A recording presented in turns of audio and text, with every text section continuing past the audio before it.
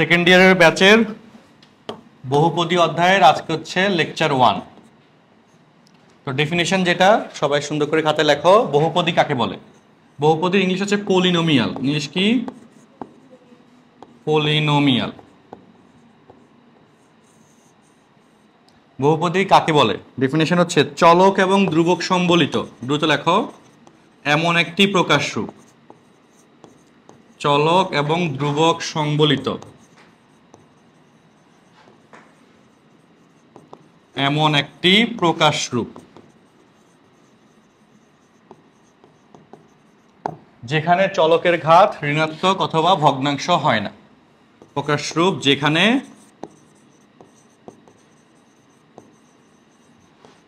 চলকের ঘাত ঋণাত্মক অথবা ভগ্নাংশ হয় না, তাহলে সেটা বহুপদী হয়। যদি ঋণাত্মক এবং ভগ্নাংশ হয় তখন সেটাকে বহুপদী বলা হয় না, তখন সেটাকে একটা বীজগাণিতিক রাশি বলা হয়। যেমন 3x² - 2x + √x + 1, এটা হচ্ছে কি একটা বীজগাণিতিক রাশি।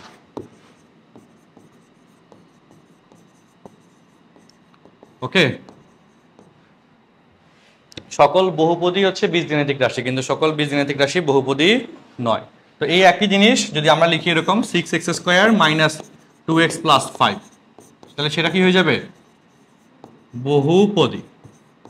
এখানে চলকের ঘাত দেখো ঋণাত্মক হয় নাই, ভগ্নাংশ হয় নাই। ঠিক আছে, এই দুইটা না থাকলে সেটা বহুপদী। আর বহুপদীকে আমরা পলিনোমিয়াল, সেখান থেকে পি দ্বারা প্রকাশ করি, পি অফ এক্স। এখানে যেহেতু এক্স চলক বলছি, পি অফ এক্স বলা হয়েছে, তাই না? যদি আমি বলি পি অফ ওয়াই, তাহলে ওয়াই চলক, তাহলে দেখলাম 7x⁶y³ - 2xy² + 7y + 1, বুঝছো? তো এখানে যখন বলে দিলাম পি অফ ওয়াই, তার মানে এখানে ওয়াই চলক, এক চলক বিশিষ্ট বহুপদী। চলক একটা, এখান থেকে সিদ্ধান্ত হবে, এখান থেকে না, কোত্থেকে হবে? এখান থেকে। এই যে এখানে এক্স চলক, ভিতরে যেটা থাকবে সেটা হচ্ছে কি চলক, আর চলক বর্জিত পদ হচ্ছে কি ধ্রুবক। এই যেখানে 5 হচ্ছে ধ্রুবক, 1 ধ্রুবক, ঠিক আছে? আর চলকের কন্ডিশন হচ্ছে কি, যদি কোনো একটা প্রতীক কোনো একটা সেটের সকল মান ধারণ করতে পারে, তবে সেই প্রতীককে সেই সেটের সাপেক্ষে চলক বলে। যে যার মান পরিবর্তনশীল তাকে চলক বলে, এটা ছোটবেলার পড়া। কিন্তু অ্যাকচুয়ালি কলেজে আমরা ডেফিনেশন চলকের কি দিই? যদি কোনো একটা প্রতীক কোনো একটা সেটের সকল মান কি ধারণ করতে পারে, তবে ওই প্রতীককে ওই সেটের সাপেক্ষে চলক বলে। ঠিক আছে? তো এখন এই যে এক চলক বিশিষ্ট বহুপদী, দুই চলক বিশিষ্ট বহুপদী, তিন চলক বিশিষ্ট বহুপদী বা চার চলক বিশিষ্ট, এরকম অনেকগুলো বহুপদী চলক আছে, আছে না? আচ্ছা, অসংখ্য এন চলক বিশিষ্ট বহুপদী থাকবে না, বলো? তো আমরা সাধারণত 1 2 3 পর্যন্ত আমরা আলোচনা করি। এক চলক, দুই চলক, তিন চলক, এই পর্যন্ত সাধারণত আলোচনা থাকে। এবং তোমাদের স্কুলের হায়ার ম্যাথের বীজগাণিতিক রাশি চ্যাপ্টারেও কিন্তু এগুলো ডিসকাশন ছিল। তো আমরা কনসেপ্ট পার্টটা আলোচনা করতেছি যতটুকু সম্ভব, বাকিটা তো তোমরা একদম অ্যাডভান্স লেভেল পর্যন্ত সব পড়ানো হবে অধ্যায়ে। আচ্ছা, তো যদি এই জিনিসটাই যদি এই জিনিসটাই আমি এখানে পি অফ এক্স, ওয়াই লিখতাম, তাহলে এটা দুই চলক বিশিষ্ট বহুপদী হইতো, সেখানে এক্স আর ওয়াই হচ্ছে চলক। কথা বুঝছো? আচ্ছা, তাহলে এইটুকু নিয়ে কোনো প্রশ্ন আছে? নাই। ওকে, এবার এখান থেকে যে কথাটা, এটা এসএসসিতে ছিল, আবার একটু মনে করে দিই, এগুলো কলেজে আসে না, বেশিরভাগ সময় আসে না। সেটা হচ্ছে মুখ্যপদ গৌণপদ, ওই আইডিয়াটা, বহুপদীর ঘাত। আমরা এটা তো চলকের ভিত্তিতে বললাম, যে তিন চলক বলি সেটাও বলে দিই। ধরো যে এক্স, ওয়াই, জেড, তাহলে এটা কি তিন চলক বিশিষ্ট বহুপদী। যেমন একটা এক্সাম্পল স্কুলে অনেক বেশি পড়ছিলা, x³ + y³ + z³ - 3xyz, পড়ছো না বারবার? মনে আছে না? এটা সূত্রটা তো মুখস্থ আছে আশা করি, এটা এখানেও লাগবে, এই চ্যাপ্টারও লাগে। এটা সূত্র কি? x + y + z * x² + y² + z² - xy - yz - z। এটা অসংখ্যবার তোমরা পড়ছো, ব্যাপকভাবে পরীক্ষা আসতো। হচ্ছে আমাদের স্কুলে ব্যাচ পড়াচ্ছি যে এই বছর, এই জিনিসটা পড়াইতে পড়াইতে অবস্থা খারাপ, প্রচুর পরিমাণে এটা পরীক্ষা আসছে। তাই না? বহুতবার আসছে এটা। তো সেখান থেকে জাস্ট লিখে দিলাম আর কি, যে এটা অসংখ্যবার আসে। এগুলো আবার কলেজে আসে না, কিন্তু একটু রিক্যাপ করা, কারণ এগুলা পরের আলোচনা আর কি আমার কলেজে আছে। এটা যদি ভুলে যাও তাহলে আবার পরের আলোচনাতে একটু অসুবিধা, তাই না? একটু রিক্যাপ করা। আচ্ছা, তো এটাকে বলে এক চলক বিশিষ্ট বহুপদী, এটা হচ্ছে দুই চলক বিশিষ্ট, এটাও এক চলক বিশিষ্ট। এই যে এখানে চলক একটা, এক চলক, এটা হচ্ছে দুই চলক, আর এটা হচ্ছে কি তিন চলক। চলকের ভিত্তিতে এরকম n তম চলক পর্যন্ত বলা যায়, চলকের ভিত্তিতে বহুপদীর প্রকারভেদটা। আচ্ছা, আর ঘাতের ভিত্তিতে বললে এক ঘাত, দ্বিঘাত, ত্রিঘাত, ডট ডট এন ঘাত পর্যন্ত, তাই না? ঠিক কিনা বলো? কোনো শেষ আছে ঘাতের? শেষ নাই। গুড। আচ্ছা, তো ঘাতের ভিত্তিতে হলে আমরা যদি পি অফ এক্স লিখি 7x to the power 6 minus 3x square plus 1 মানে প্লাস 1, যে একদম ছোট লিখলাম। তো দেখো সর্বোচ্চ ঘাতযুক্ত পদকে কি বলে বলো? মুখ্য পদ। গুড। আর মুখ্য পদ বাদে অন্য সবগুলা পদকে একত্রে বলে গৌণ পদ। বুঝছি? মুখ্য পদের যে সহগ সেটাকে বলে কি? মুখ্য সহগ। মুখ্য পদের যে সহগ সেটাকে বলে মুখ্য সহগ। আর মুখ্য পদের যে ঘাত সেটাকে বলা হয় বহুপদীর ঘাত।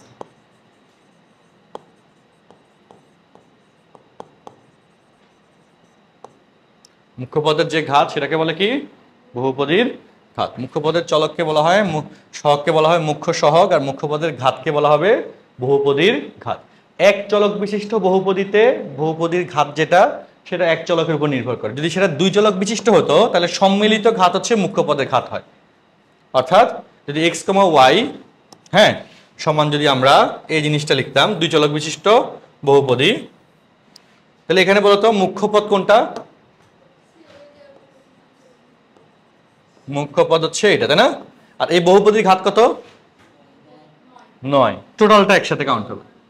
এই বহুপদীর ঘাত কত? 9। ঠিক আছে, এটা এই এবং এই পদের ঘাত হচ্ছে 9। এই পদের ঘাত কত? 3। আর এটা ঘাত হচ্ছে 1। প্রতিটা পদ, এগুলো কি প্রত্যেকটা পদ, আর সবগুলাকে একত্রে বলতেছি রাশি। এটা কি পদ, এটা একটা পদ, এটা একটা পদ, আর সবগুলো পদ মিলে একত্রে কি হয়? তো পদ থেকে রাশি। আর পদগুলো আসে প্রতীক থেকে। এখানে একটা পদের মধ্যে একাধিক প্রতীক থাকতে পারে। একটা পদের মধ্যে এই যে একটা পদ, 1 2 দুইটা প্রতীক আছে, তাই না? তো প্রতীক, পদ, রাশি, তারপর হচ্ছে সমীকরণ। ওয়ার্ডগুলোর মধ্যে কম্বিনেশন বুঝতে হবে, ঠিক আছে? নাইলে প্যাচ লাগে যাবে। ওকে, তো এই পদের ঘাত হচ্ছে 3, এই পদের ঘাত 9, এই পদের ঘাত হচ্ছে 1। তো সেই হিসেবে সর্বোচ্চ ঘাতযুক্ত পদকে বলা হয় বহুপদ মুখ্য পদ। মুখ্য পদ হচ্ছে কি? সর্বোচ্চ ঘাতযুক্ত পদ। সর্বোচ্চ ঘাতযুক্ত পদ এটা হচ্ছে কি? মুখ্য পদ। আর মুখ্য পদ বাদে বাকি সবগুলো পদকে একত্রে চিহ্ন সহ একত্রে বলা হবে গৌণপদ, তাই না? আচ্ছা, ওকে। তো এখানে ঘাত এনতম পর্যন্ত আছে, তবে আমাদের কলেজের সিলেবাসে দ্বিঘাত, ত্রিঘাত, চতুর্ঘাত এই তিনটা ঘাত নিয়ে ডিসকাশন করা হয়। দ্বিঘাত, ত্রিঘাত আর হচ্ছে কি চতুর্ঘাত, এই তিনটা ঘাত নিয়ে মূলত আমরা আলোচনা করব। আমাদের সিলেবাসের মধ্যে তিনটা জিনিস আছে ঘাতের মধ্যে, বুঝছি? তো আমরা এখন ডিরেক্টলি দ্বিঘাত বহুপদীর আলোচনায় চলে যাব। ওকে, তো ইন্ট্রোডাক্টরি পার্ট ছিল আর কি, যে বহুপদীর আমরা কিন্তু এতক্ষণ জাস্ট বহুপদীর ইন্ট্রোডাক্টরি পার্ট বললাম। আর এই একটা বহুপদী এটা সমান শূন্য লিখে যে প্রকাশরূপটা আসে তাকে বলে বহুপদীর সমীকরণ। কি বললাম? একটা বহুপদী পি অফ এক্স, একটা বহুপদী পি অফ এক্স যাই থাকুক, সেটা সমান যদি শূন্য লিখি তাহলে এই প্রকাশরূপকে বলা হবে আমাদের বহুপদীর সমীকরণ। বা দুইটা চলক এক্স কমা ওয়াই, এটা একটা বহুপদী, সমান শূন্য লিখলাম, এটাও কি বহুপদীর সমীকরণ। সমীকরণ হওয়ার জন্য ওই বহুপদী সমান শূন্য লেখা হয়। ওই বহুপদী সমান কি লেখা হয়?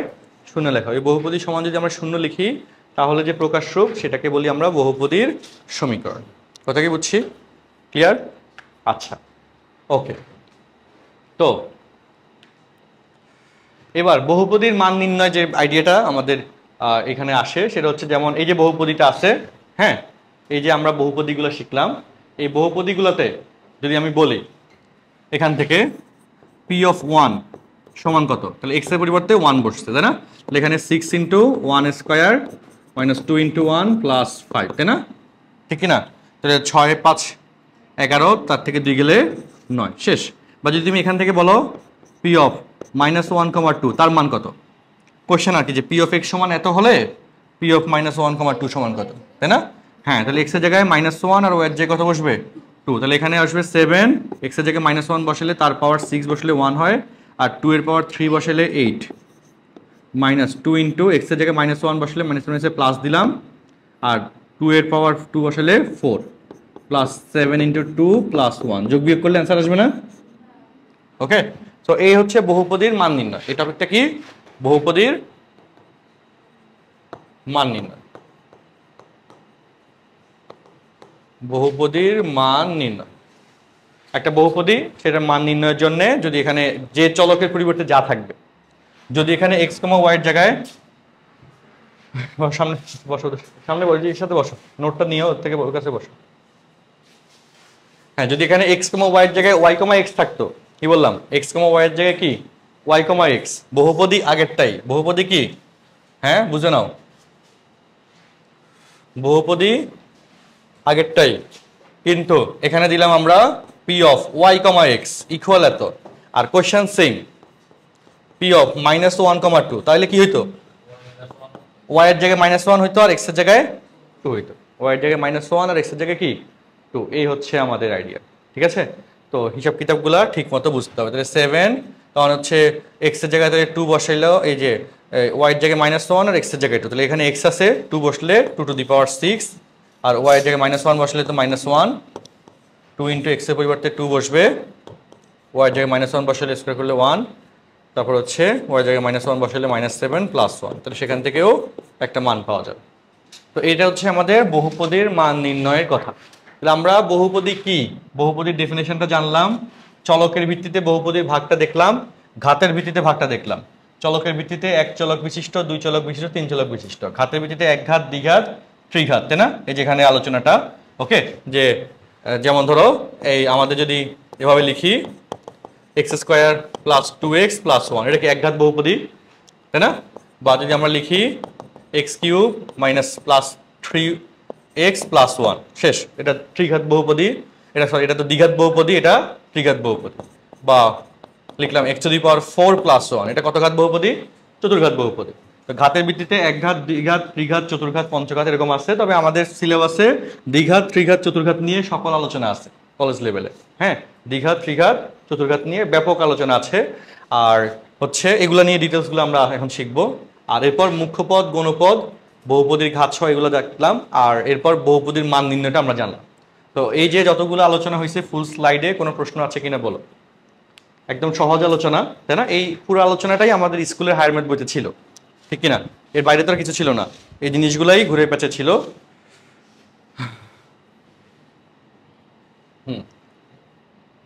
ওকে, তো চলো আমরা তাহলে এরপরে আলোচনায় আসি। তো লেখো দ্বিঘাত বহুপদী নিয়ে আলোচনা, পরের টপিক। এগুলো তো সবাই লিখছে খাতার মধ্যে, ফুল স্লাইড লিখছে না, দেখা শেষ। ওকে, তারপরের টপিক দ্বিঘাত বহুপদী নিয়ে আলোচনা।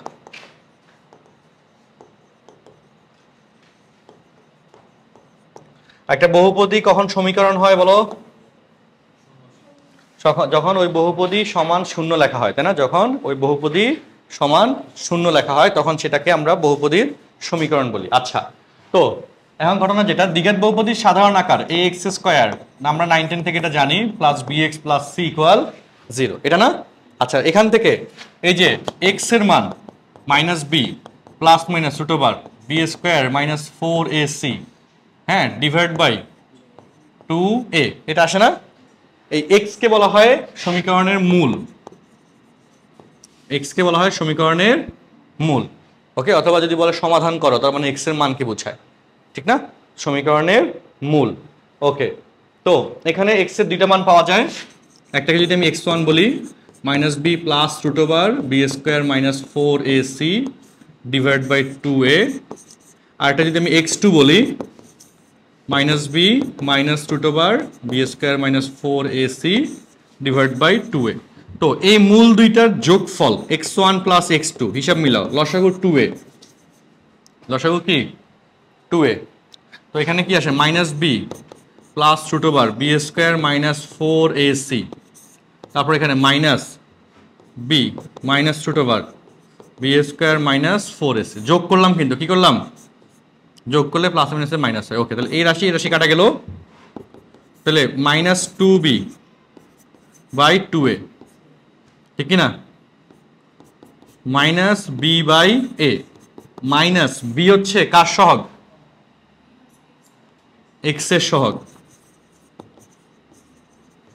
আর এই হচ্ছে কার সহগ, এটা হচ্ছে x1 + x2, এটা কি মূলদ্বয়ের যোগফল। কিসের যোগফল, মূলদ্বয়ের যোগফল।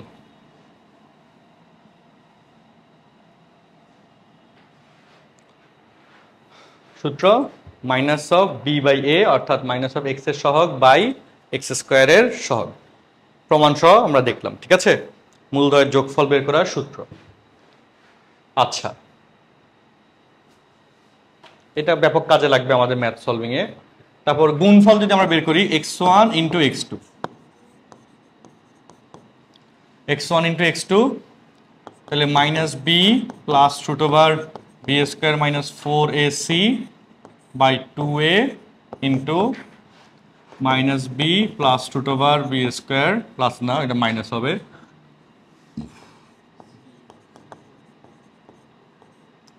আচ্ছা ওকে। এবার আসো বলো 2a 2a গুণ করলে কথা আগে বুঝে নাও, 4a স্কোয়ার। উপরে আসো, মাইনাস বি কে x ধরো আর এই রাশিকে y ধরো, x plus Y, X minus Y গুণ করলে কি হয়, X square minus Y square, X square অর্থাৎ minus B whole square minus Y square অর্থাৎ B square minus 4ac whole square. কথা কি ঠিক আছে? X square minus Y square. আচ্ছা, তো তাহলে এখানে B square minus square root বাদ গেলে B square minus 4ac 4a square, B square minus B square plus 4ac, তাহলে 4ac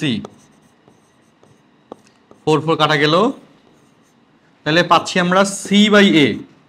c মানে কি, কার সহগ? x টু দি পাওয়ার 0 এর সহগ, মানে ধ্রুবপদ, তাই না? আর a মানে কে, x স্কোয়ারের সহগ। এটা হচ্ছে কিসের সূত্র? মূলদ্বয়ের গুণফল।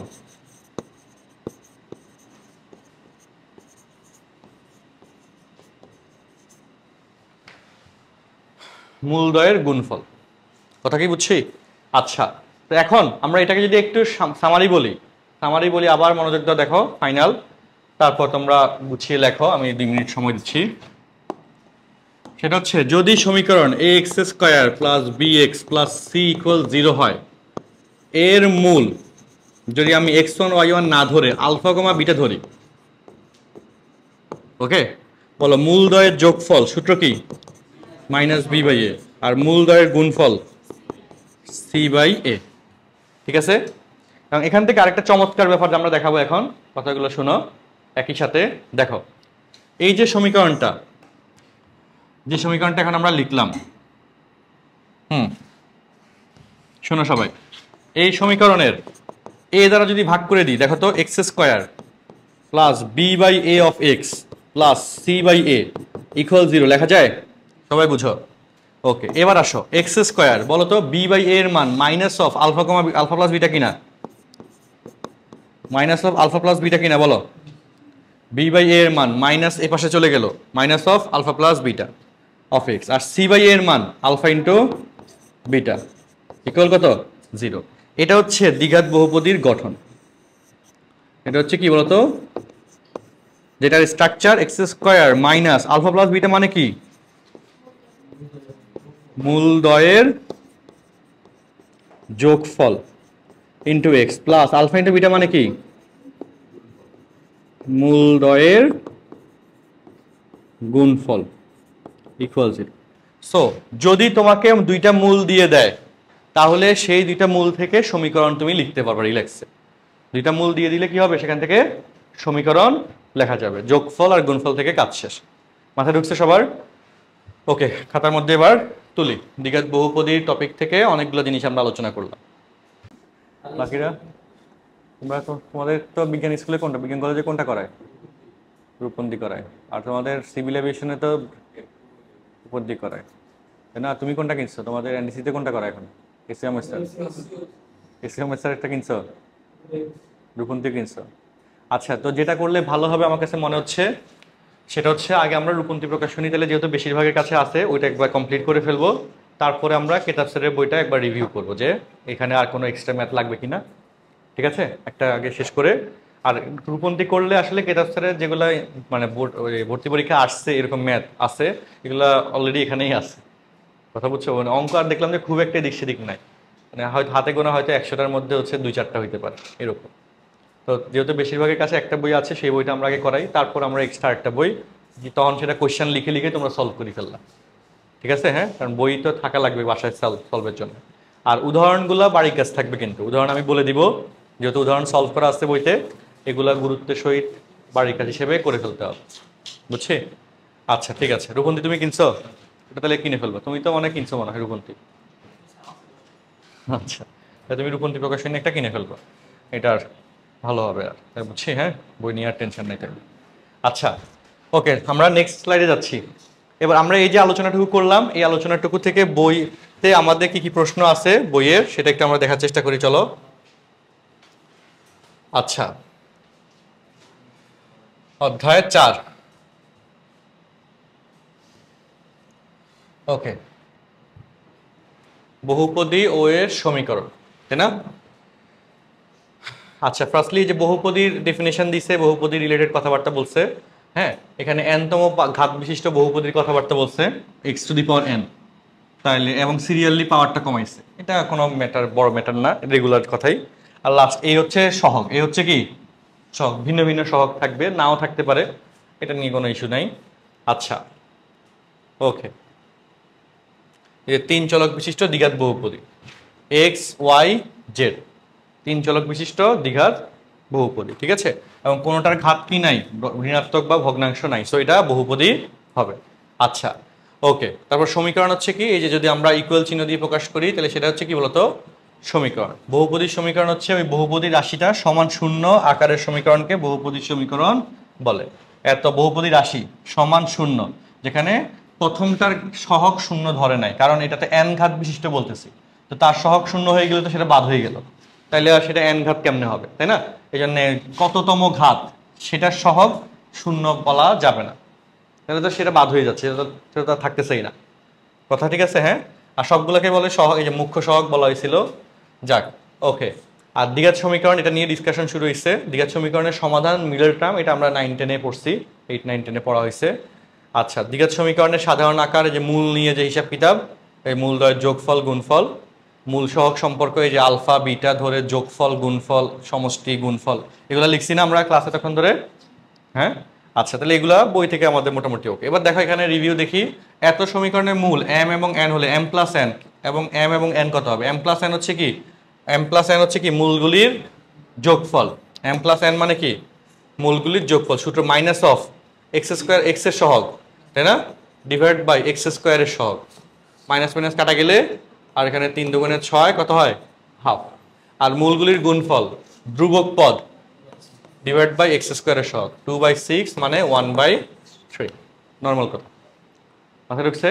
আচ্ছা ওকে, তো এগুলা কিন্তু এমসিকিউতে অ্যাভেলেবল আসে, এমসিকিউতে কি অ্যাভেলেবল আসে। তো আমরা এবার এই পর্যন্ত আলোচনাতে গেলে আমরা এবার অনুশীলনীতে যাই, এই রিলেটেড আলোচনার প্র্যাকটিস কি দিছে বইতে। আচ্ছা, তো সমাধান করো, এগুলো লাগবে না অ্যাকচুয়ালি, হ্যাঁ, এই যে জিনিসগুলা লাগবে না। আচ্ছা, তো 3 নম্বর প্রশ্ন, এই 3-এর এগুলো হচ্ছে পরীক্ষায় আসার প্রশ্ন আর কি, এগুলো আমাদের পড়তে হবে, যে বেসিকটুকু আমরা শিখছি সেগুলোর প্রয়োগ এখন শুরু হবে, যেটুকু আলোচনা হয়েছে সেটার কি প্রয়োগ এখন শুরু হবে। তো চলো প্রয়োগের পার্টে যাই। 2 নম্বর প্রশ্নে 2-এর 1, 2, 3, এটা কিন্তু আমার আগের এডিশনের পিডিএফ, বুঝছো, নতুন এডিশনের পিডিএফটা আমি নিই নাই এখনো, যে মানে বলবো করে বলা হয় না ওদেরকে বললে পাঠিয়ে দিবে আবার। তো তোমাদের নতুন বইতে যদি 1-2টা কোয়েশ্চেন এক্সট্রা থাকে, সেটা আমি বই দেখে করে দিব ক্লাসের মধ্যে, ঠিক আছে, হ্যাঁ, মানে তেমন পার্থক্য নাই আসলে, হাতে গোনা 1-2টা কোয়েশ্চেন দেখি যে এক্সট্রা দিচ্ছে। আচ্ছা ওকে, সো এখন শোনো, 2-এর 1 কথাগুলো বুঝো। একটি মূল অপরটির 3 গুণ, একটি মূল অপরটির 3 গুণ, তাহলে একটা যদি আলফা হয় আরেকটা হবে 3 আলফা, 3 আলফা, তাহলে ভাগ করলে 3 হয়, ভাগ করলে কি হয়? 3 হয়। সো ধরি মূলগুলি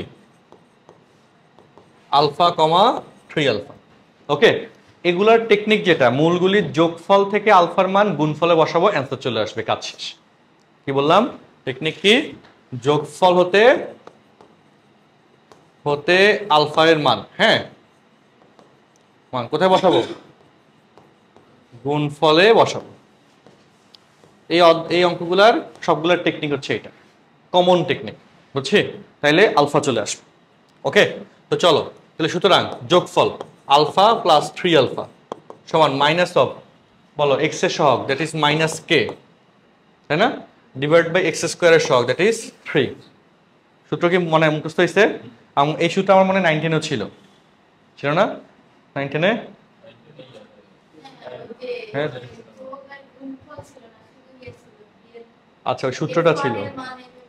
আচ্ছা ঠিক আছে, তাহলে 4 আলফা ইকুয়াল কে বাই 3, তাহলে আলফা ইকুয়াল কে বাই 12। এখানে একটা কথা মনে রাখবা সব সময়, তুমি বলতে পারো যে এটা কেন, রুলসটা এটা কেন, এটার ব্যাখ্যাটা যেটা শোনো, আলফা কি প্রশ্নে আছে? না। আলফা, এই আলফা যে আমি লিখছি আলফা কি প্রশ্নে ছিল?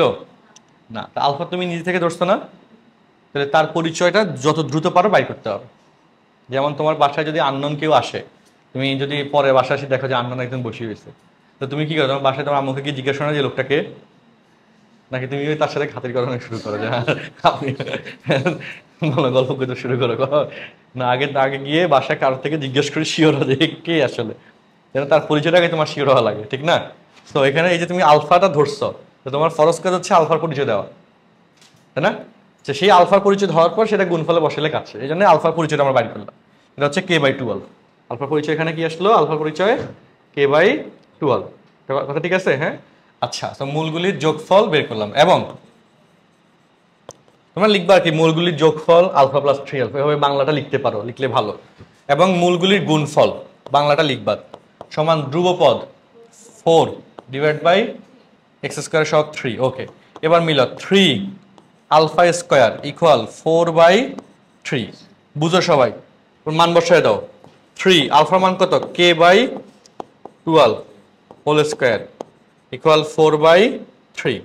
এই 3 এ পাশে আসলে তো 9 হয়ে যায়। সবাই মনোযোগ দাও, দেখো কে, আচ্ছা এই যে অঙ্ক তো শেষ, দেখো স্কোয়ার করবো না, কে বাই 12 বুঝো সবাই whole square equal 4 by 9। Square উঠে দিলে রুট প্লাস মাইনাস হবে না? K by 12 equal plus minus 2 by 3। সবাইকে বুঝছো? আচ্ছা, তো 3 দিয়ে 12কে কাটলে কত হয়? 4। সুতরাং কে ইকুয়াল না সেট, অ্যান্সার শেষ। বুঝছি? এই যে যোগফল থেকে আলফার ভ্যালু গুণফলে বসাইলাম, কাজ শেষ। তুলে নাও তাড়াতাড়ি। এই অধ্যায়টা অনেক সহজ, আর সিরিয়ালি ক্লাস করলে সহজ লাগবে। ধরো একদিন ক্লাস আসছো, আরেকদিন আসো না, একদিন দেরি করে আসছো, আরেকদিন আগে আসছো, তাইলে আর ক্লাসে করি আসলে কোনো মজা নাই, তখন দেখবা যে হ্যাঁ সমস্যা। কথা বুঝছো? যারা ক্লাস মিস করে ওরা কিন্তু রেজাল্ট খারাপ করে, ঠিক আছে? ঠিক টাইমে আসার চেষ্টা করতে হবে। আমি তো 5:30টার ক্লাস, যাতে 5:35-এর মধ্যে আমরা ক্লাসটা শুরু করতে পারি, তাইলে আমরা পড়াগুলো একটু সুন্দর মতো আগাইতে পারবো, ভালো হবে। আচ্ছা, যারা করে ফেলছো তারা খ নম্বরটা করো, সেম আগের স্লাইডে। আচ্ছা ওয়েট, আগের স্লাইডে কি লেখা নাই? এর আগেরটাতে কোনটা লেখা নেই? আচ্ছা